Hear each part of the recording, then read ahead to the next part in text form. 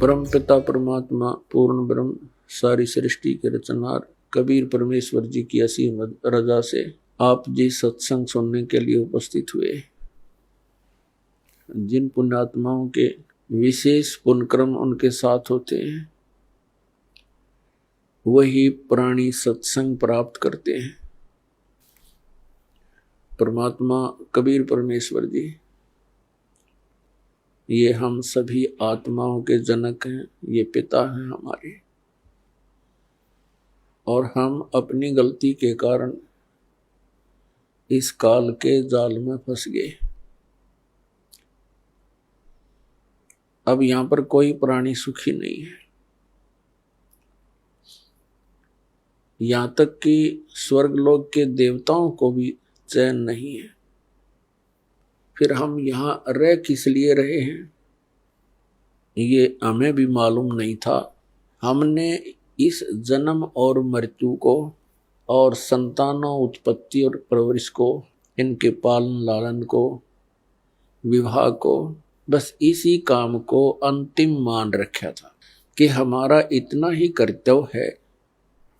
ये पूरा होने के बाद हमारी भले ही मृत्यु हो जाए। अब परमात्मा ने आकर के ज्ञान दिया है, आगे गए ना बावड़े रहते भी सब जाही, बिन साहेब की बंदगी कहीं ठोड़ ठिकाना नहीं।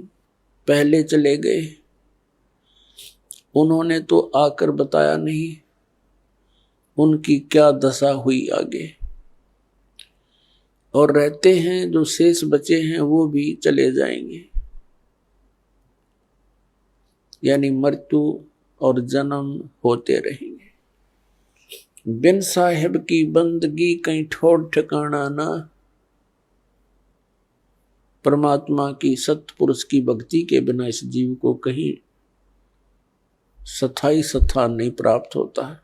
जैसे मनुष्य शरीर के अंदर प्राणी की मृत्यु होनी डेफिनेट है, यहां मृत्यु हुई पुण्य और पाप के आधार से आगे इसको स्थान मिलता है। पुण्यों के आधार से स्वर्ग प्राप्ति होती है। स्वर्ग का समय सीमित होता है, वो उसके पुण्यों पर आधारित होता है।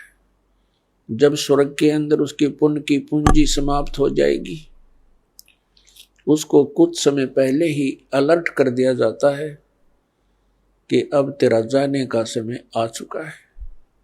ये और समस्या है वहां स्वर्ग के देवताओं की, स्वर्ग के वासियों की। वासियों को उनको पहले ही पता लग जाता है अब तुम्हारी मृत्यु होगी। ये समझ लो उनको फांसी की डेट दे दी जाती है। तो फिर वो प्राणी उस स्वर्ग में रहकर भी नरक महसूस करता है। वहां मृत्यु के उपरांत जबरदस्ती जैसे यहां बाई फोर्स मार दिया जाता है, मृत्यु कर दी जाती है कोई कारण बने, इसी प्रकार स्वर्ग में भी समय पूरा होते ही वहां से बाई फोर्स निकाल दिया जाएगा, बलपूर्वक। फिर नरक में डाला जाएगा। नरक का समय पूरा होते ही वहां से बलपूर्वक बाहर फेंक दिया जाएगा। तो पुण्यात्मा यहां पृथ्वी लोक पर मृत्यु हुई, यहां से हुई चलो चलो, स्वर्ग में गए वहां होगी चलो चलो, और फिर नरक से भी फिर चलो। गधे की योनि पाई, फिर मृत्यु हुई चलो, कुत्ता बनो, कुत्ते की मृत्यु हुई चलो सुअर बनो। तो ऐसे, और फिर समय आने पर फिर मनुष्य बनो। तो यहां परमात्मा बताते हैं, आगे गए ना बावड़े रहते भी सब जाही, बिन साहेब की भक्ति कहीं छोड़ ठिकाना नहीं।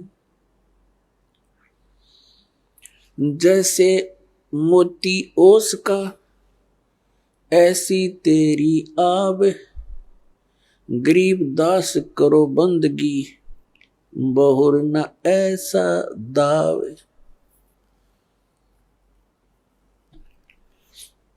अब क्या बताते हैं, आपका मानव शरीर ऐसा है जैसे सुबह सुबह ओस गिरती है घास पर, कांटों पर, पत्तों पर, और सूर्य उदय होते ही 1 घंटे के अंदर उसका नामो निशान नहीं होता। तो यहां बताते हैं परमात्मा, गरीबदास साहिब जी कहते हैं परमात्मा से प्राप्त ज्ञान को,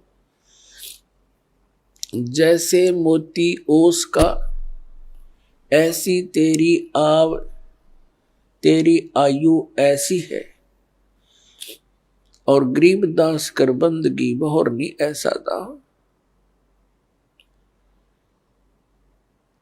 अब दाव कैसा है, मनुष्य शरीर एक दाव लगा हुआ है आपका, और इस दाव को चूक गए फिर बहुत लंबा कार्य प्रारंभ हो जाएगा।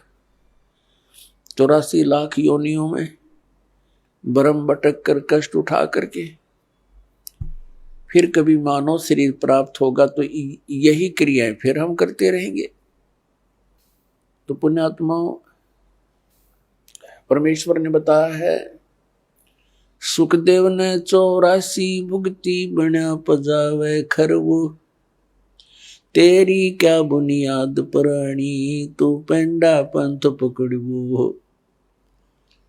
सुखदेव जैसे ऋषि ने भी 84 लाख योनियों के कष्ट उठाए, और बना पजावे खरवो, खर माने गधा, कुम्हार के पुजावे पर यानी उस कीलन पर जहां ईंटें पकाई जाती हैं और जहां पर बर्तन पकाए जाते हैं उसको पुजावा बोलते हैं, पुजावा यहाँ की भाषा। और खर माने गधा, ऐसे ऋषियों की भी ये दुर्गति यहां हो रही है।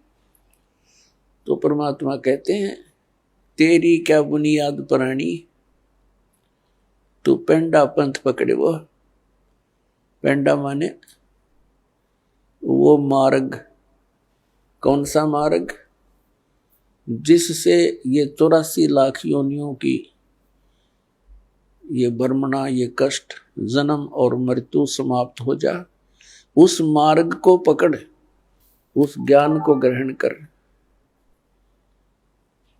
उसके लिए श्रीमद् भगवत गीता अध्याय नंबर 4 के श्लोक नंबर 32 में कहा है कि अर्जुन, जो मैंने अभी आपको ज्ञान सुनाया, अध्याय नंबर 4 के श्लोक 25 से लेकर 30 तक, जिसमें कहा गया है कि कोई तो देवताओं की पूजा करते हैं और कोई हवन यज्ञ ही करके संतुष्ट है,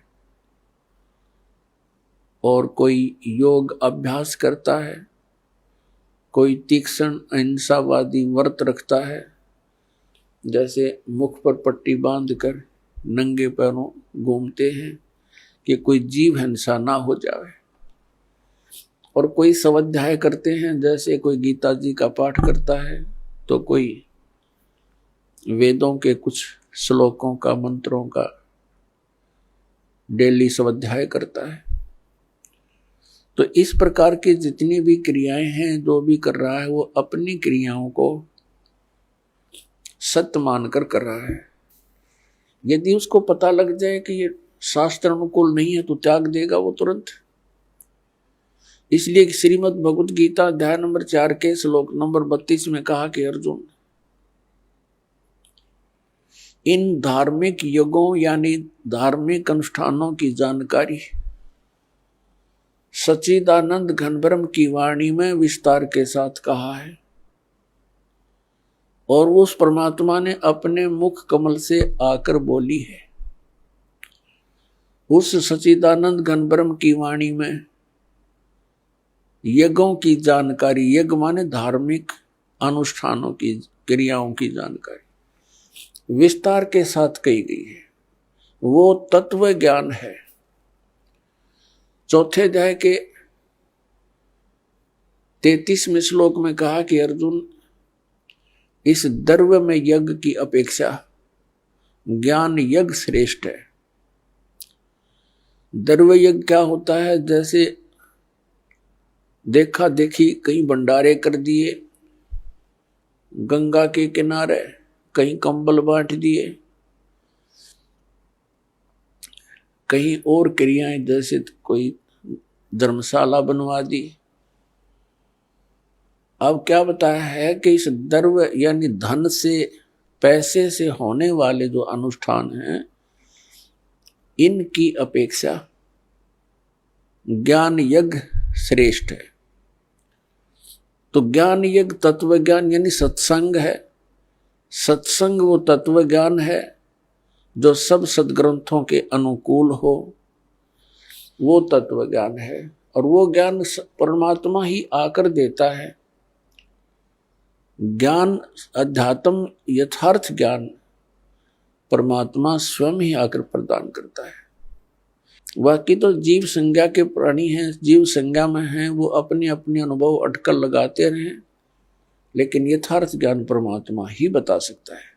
आप सुन रहे थे जगत गुरु तत्वदर्शी संत रामपाल जी महाराज जी के मंगल प्रवचन। अधिक जानकारी के लिए विजिट कीजिए हमारी वेबसाइट www.jagatgururampalji.org। संत रामपाल जी महाराज जी के शुभ आशीर्वाद से पूरे विश्व भर में 500 से भी ज्यादा नाम दीक्षा केंद्र हैं, जिन पर संत रामपाल जी महाराज जी द्वारा ऑनलाइन निःशुल्क नाम दीक्षा दी जा रही है। अपने नजदीकी नाम दीक्षा केंद्र का पता करने के लिए संपर्क करें 8222880541।